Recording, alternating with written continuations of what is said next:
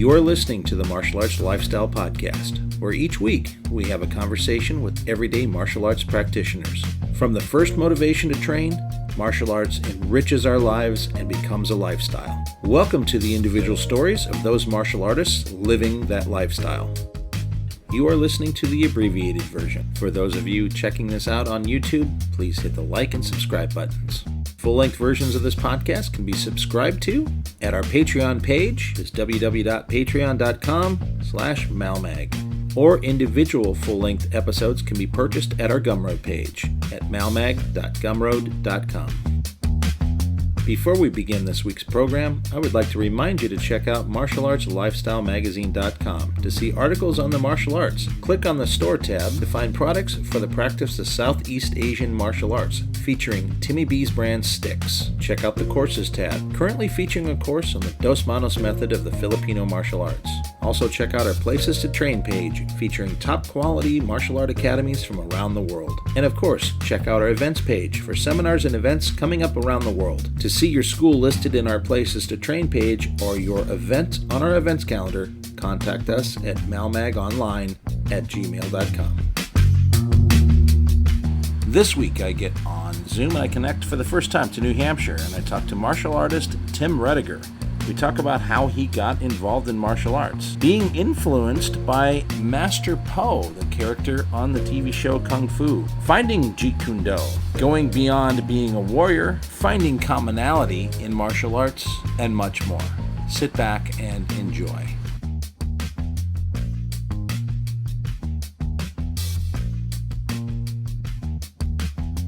Welcome to the Martial Arts Lifestyle Podcast, and today I am connecting to the East Coast, and I believe New Hampshire, right? Is that where you're at?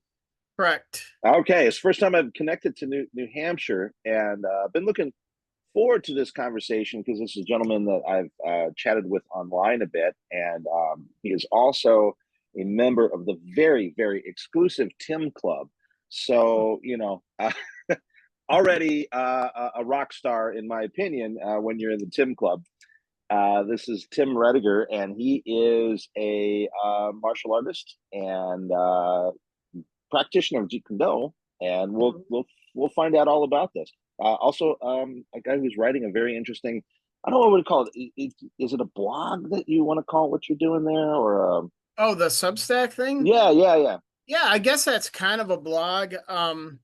Sort of springs from some ideas I had, and so I just sometimes I do obviously just a straight up article, but most of the time I'll have, like, I guess a little poem, a bit of verse there, and then a commentary on the it. last one you had kind of a poem in. That was really neat. But so I think anyone that's just kind of putting out some writing is that's kind of a cool thing to do. So we'll get into all that. So Tim, tell us how you got involved in martial art training. What was your origin story, so to speak? Oh, well, until pretty late in life, it wasn't well organized. Obviously when I was a kid, there was the whole kind of catching the tail end of the Bruce Lee thing. I was born in '69, so Bruce died when I was pretty young, but in the area where we were living at the time, particularly when we were outside of Green Bay, Wisconsin, they had the Kung Fu Theater. I think it was after the Harold Lloyd show. And so, there was that interest there. And a lot of my friends were getting to take classes. Now, I wasn't allowed to for whatever reason. My parents didn't want me taking classes. But I learned stuff from my friends. I always had an interest in it. Interestingly enough, our parents got us boxing gloves, and we used to beat up each other in the basement. Couldn't take classes, but you could go in the basement and kill each other. See, I understand. You said Green Bay, so Wisconsin. Look, I grew up in Illinois, and we were born in the same year, so I understand exactly how this works. This is just, folks, this is just Midwestern child rearing, basically. Yeah. Yep. So I just, learned a few things here and there. And as I got older, I never really, I love the TV show Kung Fu, of course. Right. Although I was really into Blind Master Poe. He was my guy, Oh yeah, yeah. Yeah, he had all the best lines. And I can remember annoying my teachers by, trying to use those lines in class. But uh, yeah, it's so I'd always had that interest. And that kind of sparked an interest in getting into the aspects of the Buddhism, that type sort of thing. Um, and so just over the years, I met with various people, got to train a bit, learned a bit here, a bit there. Um, had, the usual rough and tumble mix em ups where, I picked something up, learned, practically on the spot.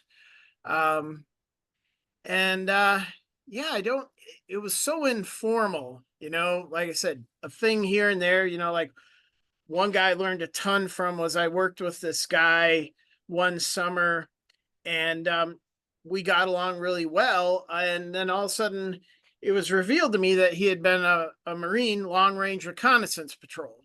Wow. And, Okay. he never mentioned that himself. He was definitely still the quiet professional type, like my dad and Right. his brothers were. Um, but I learned a lot from him. And, again, a lot of that almost came down to just, beating up me getting beat up more than him, and learning. And he was the one who really first, although prior to that I'd been pretty good, I guess, to a point, but he was the one who really introduced me to the idea of being more efficient in my motion. And I Hmm. remember once marveling, I was like, dang it, how are you so much faster than me? He said, well, I'm probably not much faster than you, I'm just more efficient. And he was pointing out a lot of little things I was doing that were slowing me down.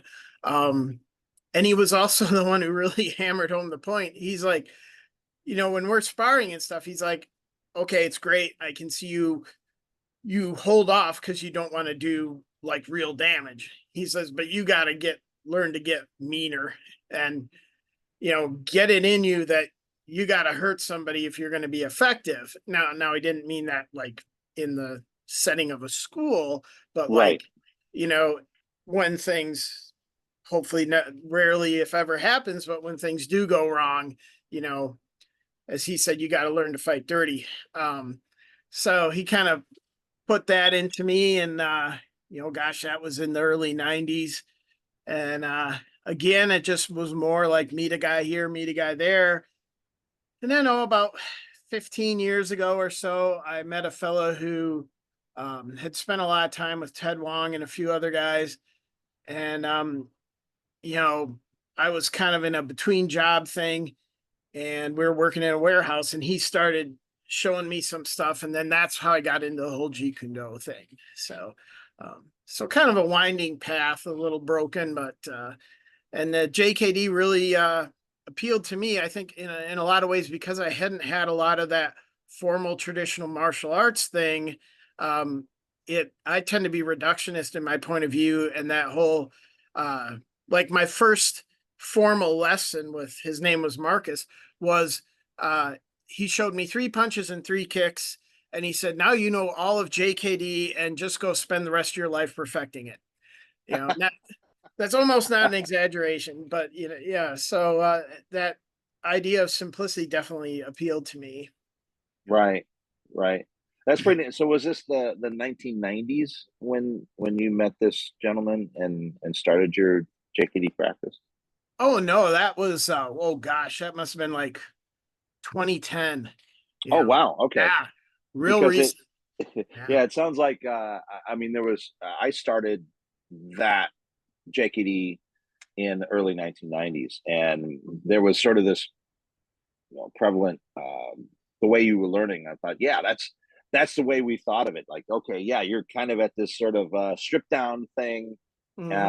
As far as like even the locale, like mine was at a community center. We were outside on tennis courts, and you think, oh yeah, backyard, right? Yeah. So you get that whole kind of, we just get in there and mix it up. And what attracted me to it too was I had done traditional karate, but I Hmm. had also been PK kickboxing at that point. So the school was both. And the karate was cool because it was an art. And so you're kind of learning this, tradition and this culture and stuff is pretty cool. But the nice thing about it being the kickboxing school is that when we actually sparred, we kickboxed. We did Yeah. something that was a lot more, we weren't trying to pull off some kind of weird stuff that we were trying to glean from a form or something.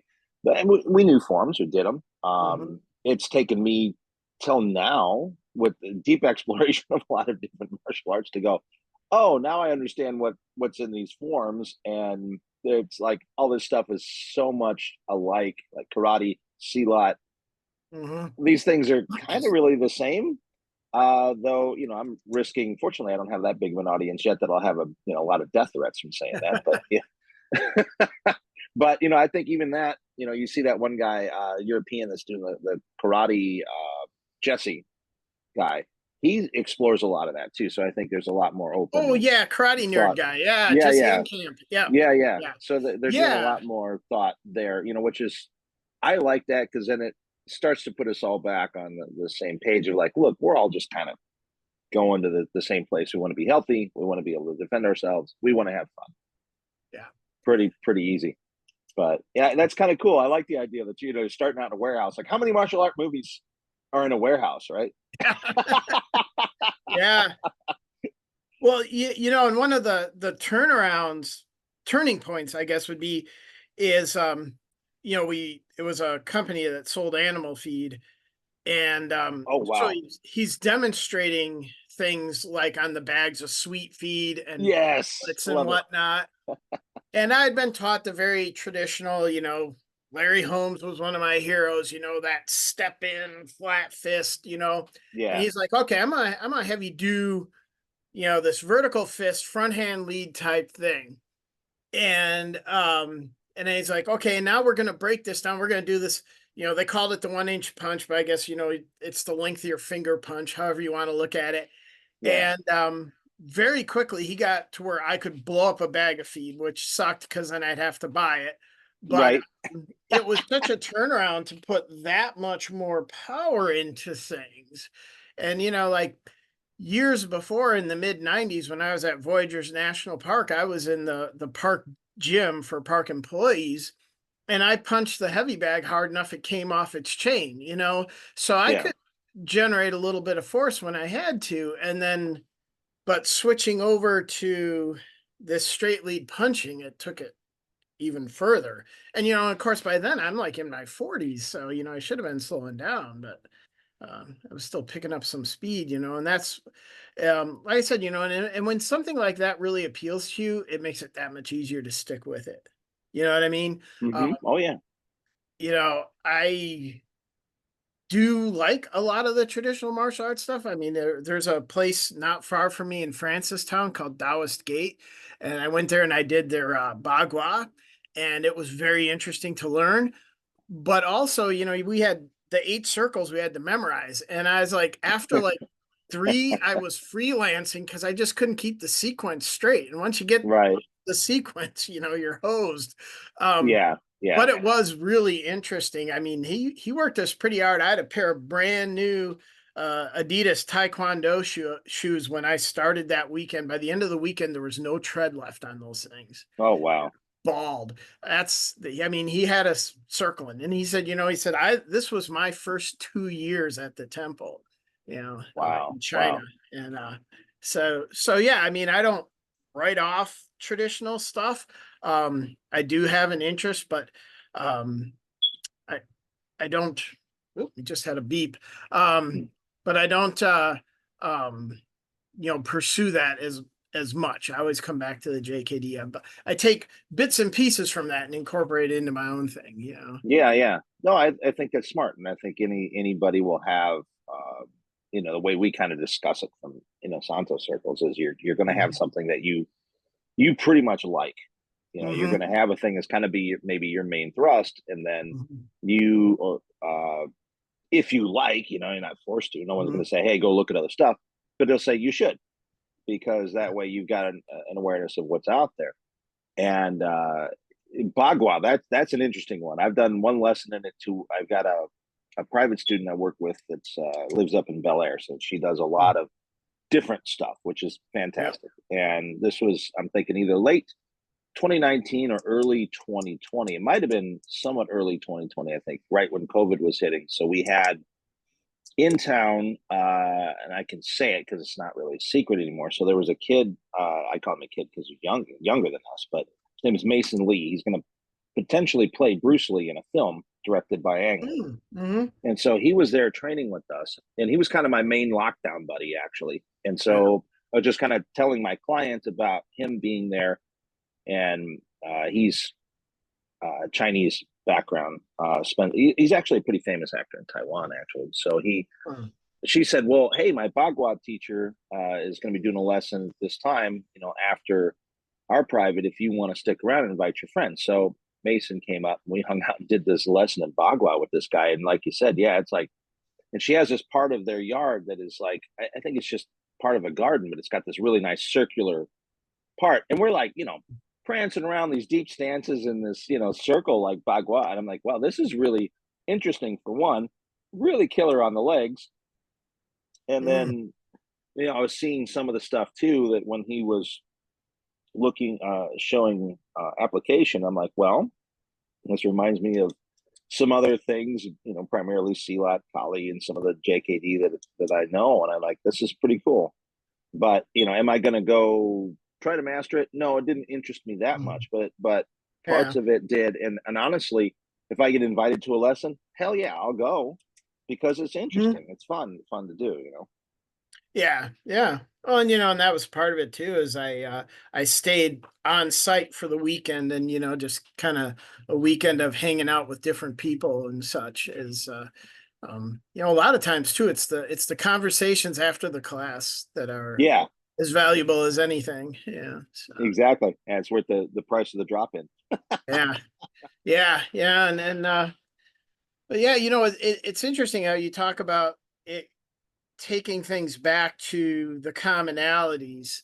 And that's a thing I've always done. In my previous career as a fishery biologist, I worked a lot of different places down in Florida, in the Everglades, up in Alaska, Isle Royal, Lake Superior, all that. And I began to see that um, people have very basic motivations. And you Hmm. can, if you strip it down, whether you're, a Bass Pro Shops, fanboy down in the Everglades, or you're a Yupik fellow subsistence fishing up in Alaska, there's more commonality there than meets the eye once you get talking to people.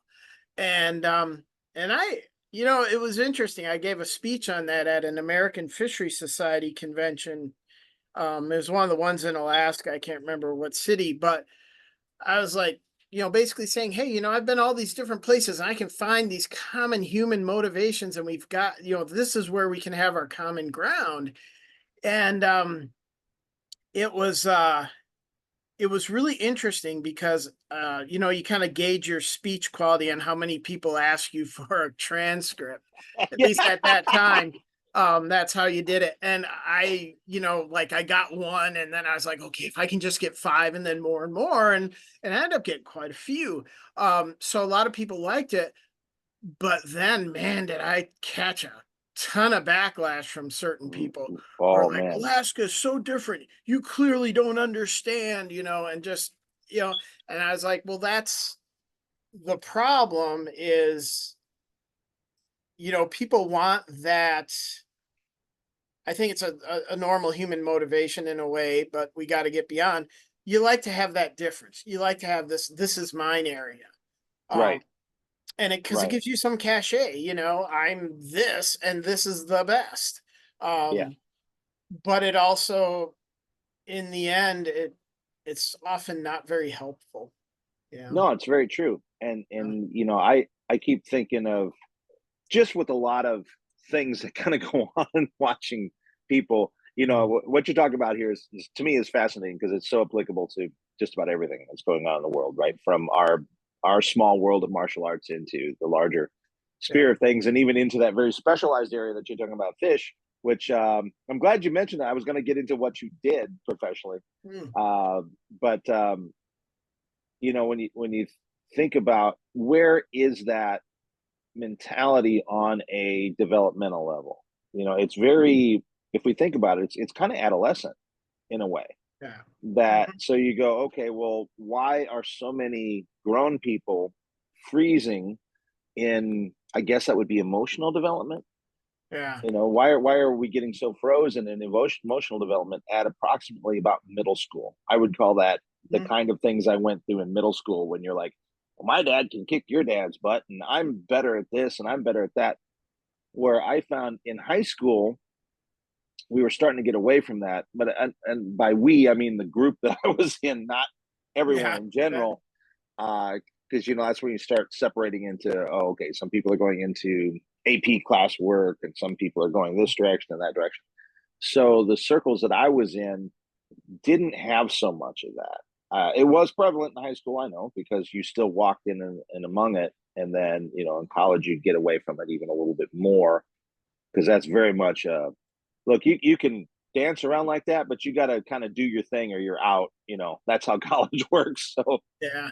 and then you get back to the real world, and oh man, you're back to the 12-year-olds again. You're back to middle school, and so it's a really interesting thing, and especially it's almost funny to hear in something like this fishing thing that you're talking about. I grew up fishing in the Midwest, freshwater. Obviously, I'll say, yeah, there's a difference between, say, fishing for carp and fishing for bass, sure. And I've gone out and I've done fishing here in the saltwater in California, and I'm like, yeah, there's some differences, but the idea is the same, and kind of there's a lot of similarities in what we're doing. Sure, there's technical differences, but if you want to get hung up on that, do you want to call that a difference? Yeah, it's a technical difference, but it's if we look at principles and if we look at what we're doing in general is trying to feed ourselves. That's the same. Yeah. Yeah. Yeah. Yeah. And it's, I think in a way that sort of ties into where I came up with the whole idea of the Beyond Warrior thing is, this whole push for the warrior ethos. Well, when you get into that, you need a wall to lean against. You need your, the one of my favorite old terms, terminus ad quem, you're that for the sake of which. And so you confine yourself and you define yourself, and now you're stuck. And Right. when I say Beyond Warrior, I'm like, okay, let's break down that wall and let's get beyond that. And, I use a term from William James, the pure experience. You try to get into that state of experiencing. And this concludes the abbreviated version of the podcast. Please consider supporting the program by going to www.patreon.com/malmag and subscribing to the show. You can also purchase this individual episode or any individual episode at our Gumroad page. That's malmag.gumroad.com. Thank you for listening to this episode with Tim Roettiger. Coming up next week, I connect to New York City again, and I talk with my good friend Luis Hernandez. Our Malmag online store at martialartslifestylemagazine.com has a full selection of Timmy B's brand sticks for FMA and Krabiker Bong. Timmy B's brand now selling in Japan as well. Beautiful Timmy B's brand shirts and Dos Manos shirts are available. We also have sarongs, malongs, and wooden training knives. An online course in the Dos Manos method for FMA is available under the Courses tab. More courses coming soon. Check out the Places to Train tab to find schools near you, and click on the events calendar page to see what seminars and events are happening all around the world. And of course, visit our main page for articles on the martial arts. Music by Arthur J. Martial Arts Lifestyle Magazine and the Martial Arts Lifestyle Podcast are trademarked and copyrighted by TNT LLC.